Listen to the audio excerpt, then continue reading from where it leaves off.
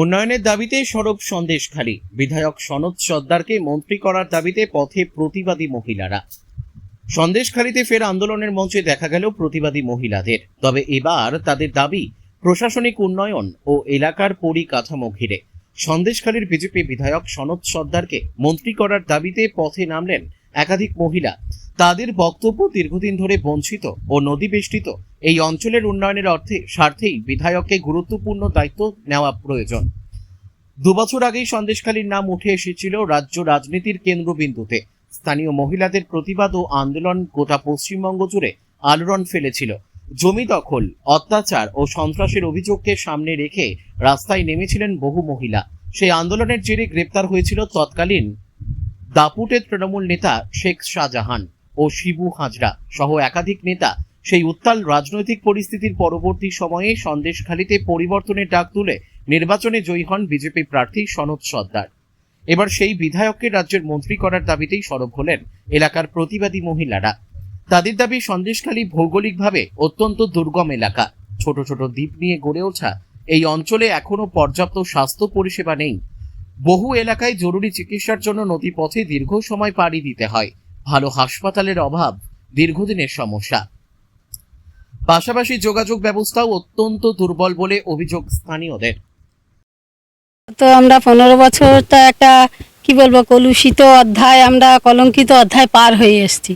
তো আমাদের সন্দেশখালী আন্দোলনের মধ্যে দিয়ে সারা পশ্চিমবাংলাবাসী জেগে উঠেছে, আমরা সেরকমটা মনে করি। তো এখন আপনারা কি চাইছেন?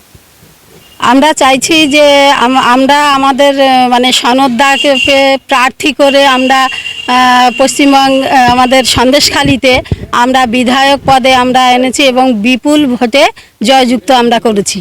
গেল বিধানসভায় যিনি আমাদের বিধায়ক ছিলেন তার থেকে আমরা 17,500 ভোটে আমরা দাদাকে জিতিয়েছি। তো আমাদের মানে মাননীয় মুখ্যমন্ত্রী শুভেন্দুদার কাছে আমাদের অনুরোধ, যাতে আমাদের সুন্দরবনবাসীর যাতে উন্নয়ন বা উন্নতি হয়, সেই জন্য তিনি যেন সনৎদাকে একটা মন্ত্রিত্ব পদ দেন।